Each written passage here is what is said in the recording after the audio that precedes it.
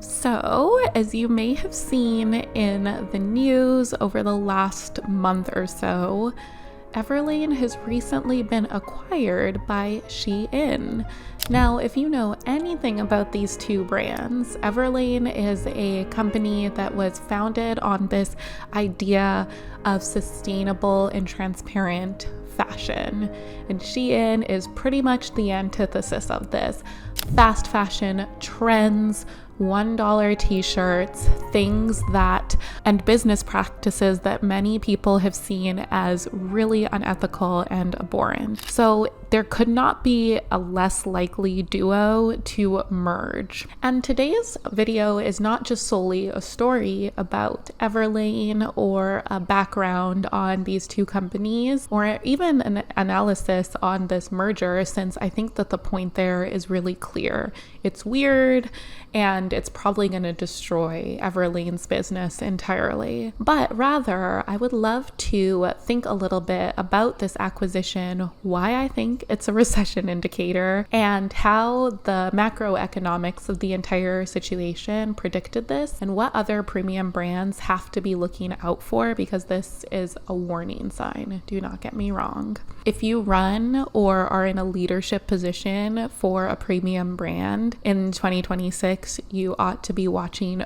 very closely in cases like this. The reaction to this acquisition has been severe. I have seen social media, Reddit, podcasts, YouTube absolutely erupt. And the three reactions that I've been seeing come from this are perfectly explained by Albert Hirschman's exit, voice, and loyalty theory. This provides a framework for how people, consumers, and citizens respond to declining quality in firms, organizations, and nation state. It identifies three primary behaviors, which is what the theory is named after. The exit, consumers or members leaving an organization to buy from competitors or to migrate to a new state, if we're looking at this politically. In economics, this is the primary mechanism of the invisible hand that you hear about a lot in capitalism. It's used to correct poor performance, but it ignores the internal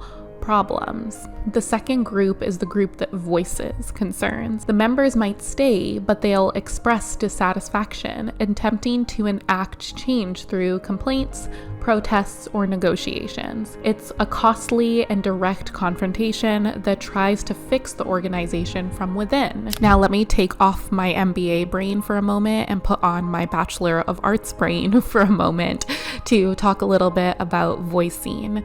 Now, voicing is actually a really good thing for a consumer group to do if you're a business, but the problem is you have to earn it. Many people will just silently stop buying or silently stop supporting a brand when they don't like the direction it's going in. If people care enough to voice their concerns, then you probably have a really passionate and emboldened audience who won't just let you go astray without expressing concerns.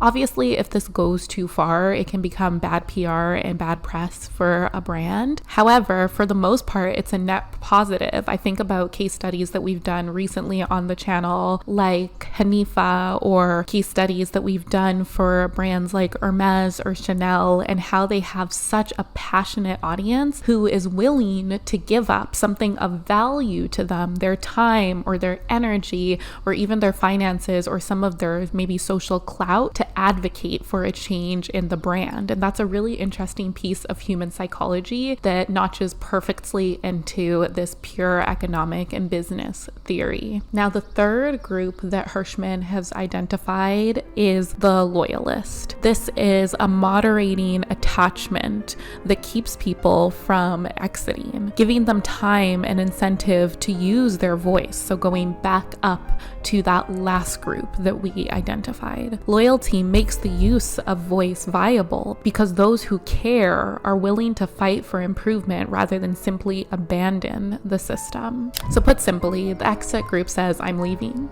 The voice group says, I'm going to complain because I want you to improve. And the loyalty group often overlapping with the voice group, says, "I'm going to stay because I believe that you'll recover." This maps really well onto this case study in Shein acquiring Everlane, because the commentary that we saw when we did our social listening through the internet and social media threads showed that commenters are saying things like, "I'm never buying Everlane again, exit," or others saying, "I'm gonna wait and see, maybe this won't be as bad as we think, loyalty." And that type of reaction is exactly what Hirschman predicted many years ago. The thing is that venture-backed consumer brands are really difficult to operate because that venture capital is expected to be returned in multiples. And that is really difficult when you are trying to do things like ethical sourcing or organic materials, which just drives up the cost of doing business, shrinking profit margins and requiring really high revenue and really intentional cutting in other areas of the business operations to stay in the green or even in the black. And these costs become really difficult or impossible to carry when consumers start to trade down and financing becomes more expensive, when growth slows, or when capital begins to dry up. And an interesting observation that I've made is that luxury or ultra luxury typically doesn't collapse first. It's actually the middle. The customer base for Shein is completely different than the customer base for a brand like Hermes. It's that middle that really starts to get squeezed. These aspirational premium brands like Everlane, like Allbirds, who's also having some challenges, like Outdoor Voices, Away, Casper, honestly, the entire class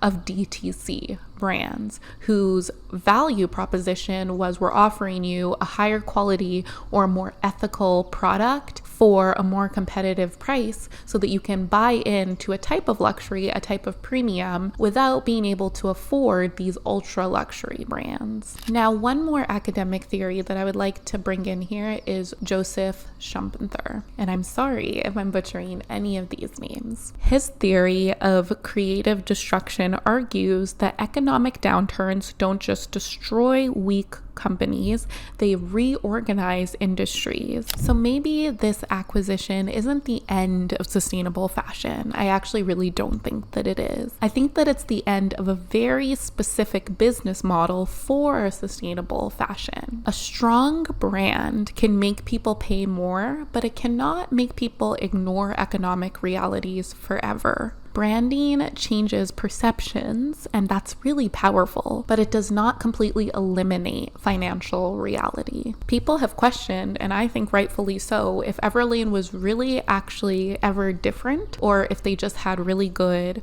or greenwashed branding. And entire sub-industries have popped up from trying to discern and wade through all of the noise of "we are sustainable" branding and find the companies who actually walk the walk. I actually think that what's happened here to Everlane will not be the last that we see of this going on. I think we're going to see more and more egregious acquisitions or companies that are in this mid-market start to wind down or face economic difficulty going into the end of 2026 and later 2027. If the economy continues to stay soft, consumers will just become more price sensitive. Therefore, purpose brands get squeezed and luxury houses will start to consolidate. Premium DTC brands will sell, and brands that were able to building their identity off of their values without supporting that narrative with deep competitive advantages may find that those values are not enough, even if they really resonate with consumers, when people are choosing between a $180 t-shirt and being able to buy themselves great groceries for this month. Every recession or economic downturn has consumers asking themselves this question: which values are worth me paying for? People are asking and assuming that Shein will change Everlane forever, but I'm more interested in thinking about if the economy had already changed Everlane before Shein even arrived on the scene. My name's Tosin, and I'm the founding principal of Atelier Oluwatosin. If you are building a brand either inside or outside of the fashion industry that has premium, mid-market, or upper market positioning, that's the exact type of work that we specialize in. We do brand strategy and visual design for premium and luxury businesses. I would love to have a conversation with you on how we might be able to work together. Reach out and we'll talk very soon.